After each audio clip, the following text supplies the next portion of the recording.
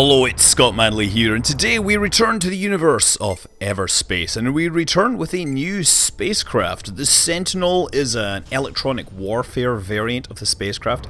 So the reason that I've come back to this game is there has been a new DLC released for it that expands a lot of the kind of features of the game. It adds a whole bunch of storylines, a bunch of characters to talk to, and yes, it adds a new type of spacecraft, the Sentinel.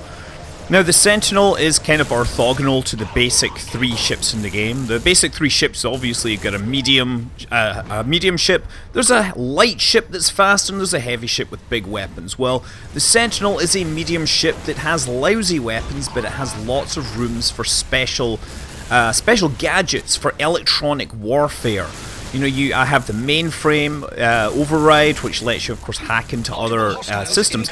But the Encounters DLC adds a number of new devices, such as the Emp Generator, the remote energy discharge. These are devices that are supposed to change the way the game is played. You also have the target decelerator, the static discharge, you know, a lot of different fun items there. None of these are essential to the game. Let's be clear, this is DLC, it's for people that like the game and want to get a bit more. There are a number of new weapons as well. You've got the goo gun, which is kind of like firing the grey goo. It sticks to the ship and breaks it down slowly. There's the Neutron Cannon, which is kind of doing what this big ship is doing. See those big balls of death that it's trying to shoot at me? Well, the Neutron Cannon does essentially the same thing, although I'm not showing it right now, obviously. There's plasma throwers, and there is the lightning gun, which, well, the nice thing about the lightning gun is that it will also hit nearby targets with its electricity zapping powers. And so while there are many new toys available, I think the main meat of the Encounters DLC are the new characters that you actually get to meet throughout space. So there's about a half a dozen new fully voiced characters, and most of them pretty much are doing the same thing, you know, fetch missions and things like that. So this one here is, well, this is Carly Sharp. I was a sitting duck out here alone. A pleasure to help. May I ask you what you were doing? Shoot! There are more outlaws incoming. So yeah, you do get a bunch of voiced characters, but it is not exactly Shakespeare by any means. A lot of, I'm not going to say the acting's terrible, I think the lines are just generally weak.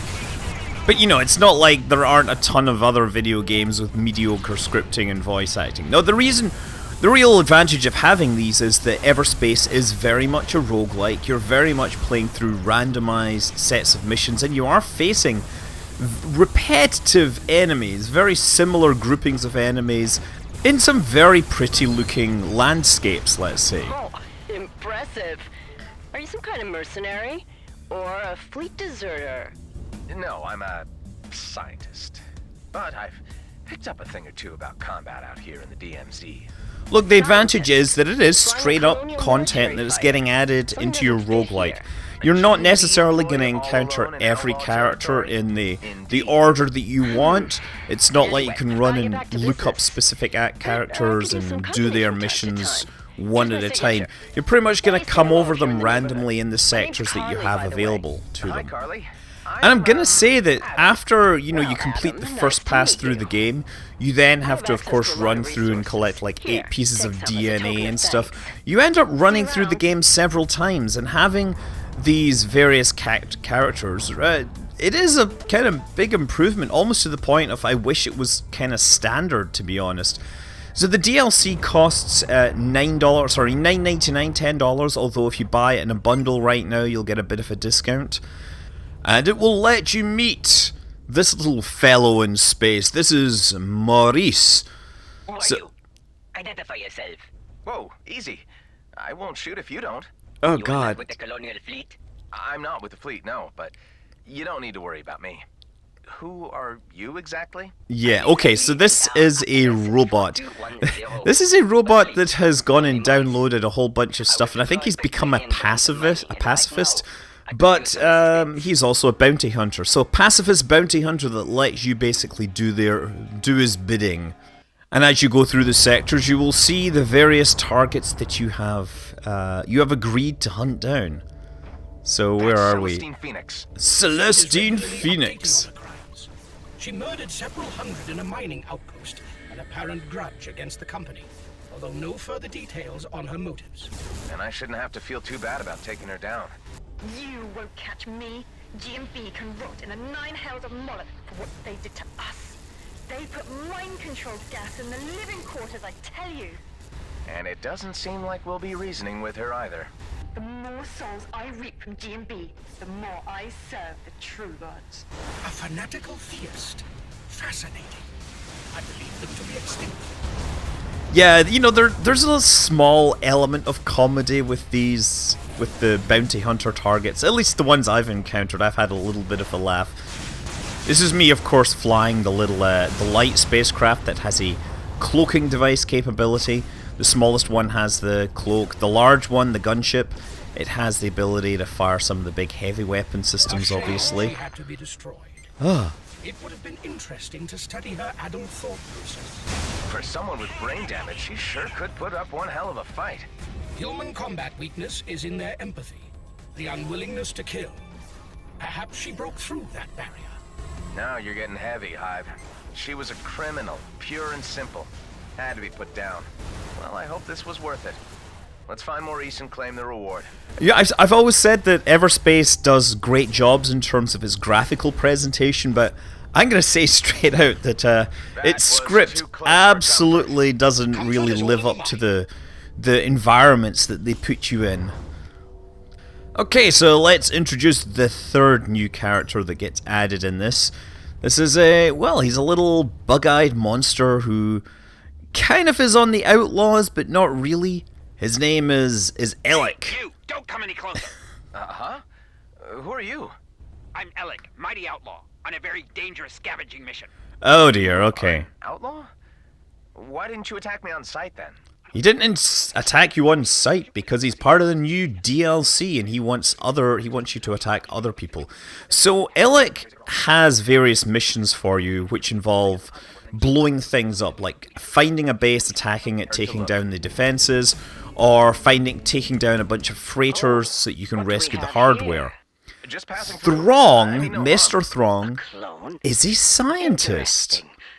Do you know that you are a clone? Oh yes, I do. You help me locate and scan some rare species. I will reward you, and in the meantime, I can conduct my studies and save time. So Mr. Throng, yeah, what you want to do is find some of these space alien life forms that are kind of floating through space in various ways. So this is one which you find inside ore mineable asteroids. So you mine those and these things will occasionally pop out. There's ones which are ice aliens that you can only see if you let the light shine through it.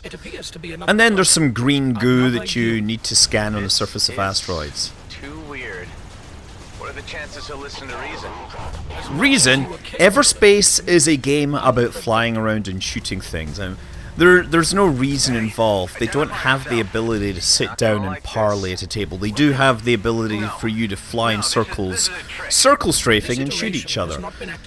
Everspace, I mean, the basic mechanics of the game still haven't changed. It is still very much like Descent, a full 6 degree of freedom game where movement is very, very fast in every axis. But the huge number of devices that are available, the special features, you know, I've just been using Cloak a lot here, but there's I don't know, there must be a couple of dozen different devices you can have, and then there's consumables that get used up. So you have a fairly large set of options that you can use and exploit when you're flying through the game. So that does add a certain amount of replay value. And indeed, if you want to see the full story, you know, you have to run through the game once, and then you get told that you need to collect DNA from clones, like I'm trying to do right now. And you need the DNA from 8 different clones, you need to kill them and then get through to the end of the game again. So, possibly up to 8 times, maybe you're lucky and you get 2 chunks of DNA in a run through. But if you want to see everything, you're going to be running through the game many, many, many times. And of course, each run does let you unlock permanent upgrades. That's part of the design. During each run, you can get temporary upgrades. During after the end of every run, you can get upgrades that are just permanently stuck to your ship or to your pilot. There's a lot of stuff to spend your cash on. But here we go, look, hope this is worth get it. some For DNA, the better. and we can take that back to the lab. Now there's another type of upgrade that gets added in the Encounters DLC, and these are like the upgrade facilities, so what you have to do is do one of these race around all the different power plants. You know the drill, you hit one, a timer starts, and you have to click the next one before that timer ends, and the timer gets restarted. And you just gotta be aware of where everything is, and hopefully, once you've done it all like a pro, okay, you don't blow yourself up, but everything lights up, everything warms up, and you have access to a refining station, and you will have access to an upgrade station, and possibly you will have access to a repair station. Assuming you haven't accidentally crashed into the structure of the factory with all these features and then made the Grady and Brunt people hate you, basically.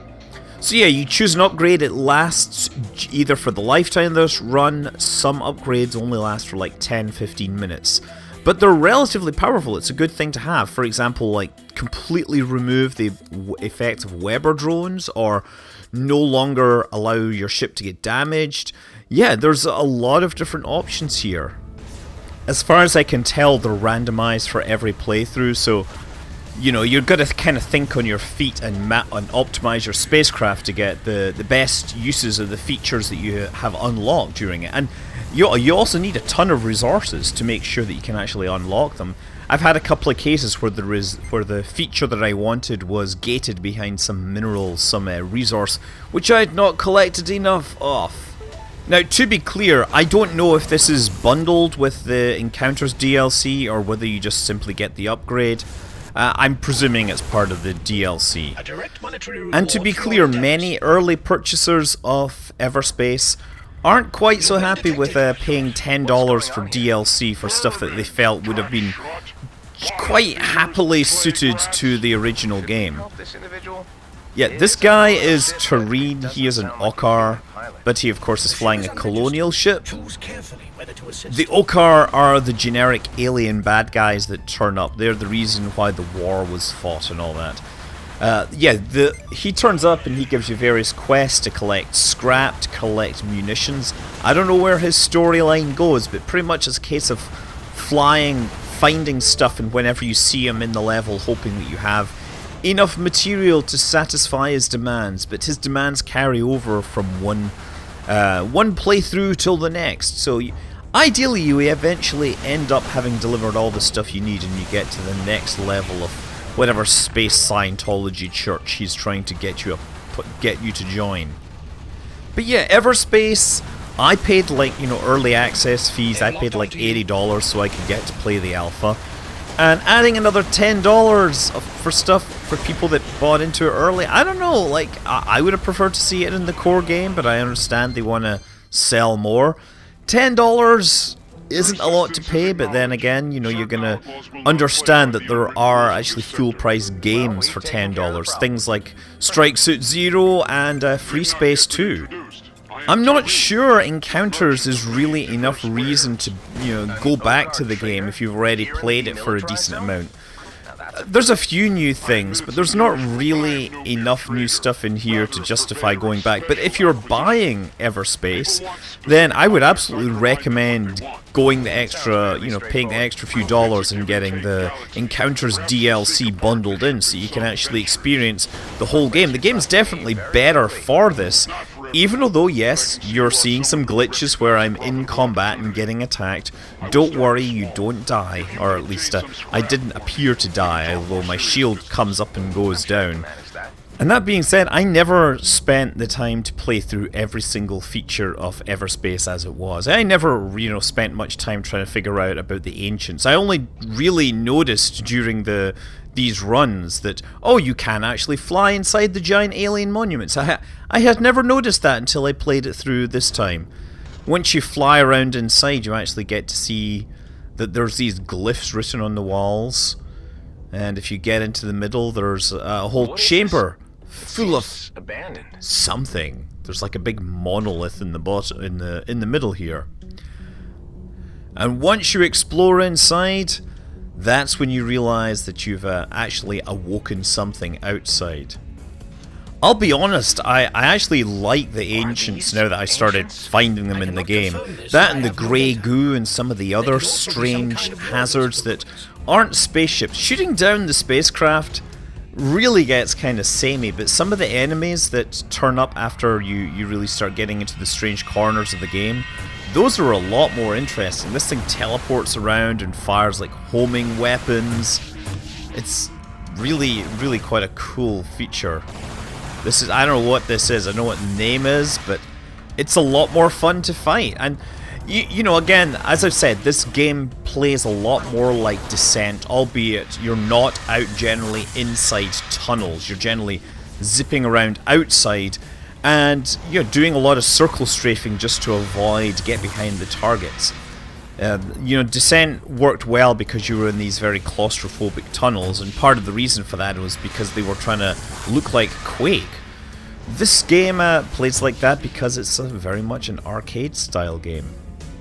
And it probably doesn't appeal to people that really like the flight model of the Elite Dangerous or proper, you know, hardcore spaceship gamers, but it does apparently really appeal to people that like playing fast Twitch-style games. At TwitchCon, I was amazed at the number of people that said they really loved playing Everspace.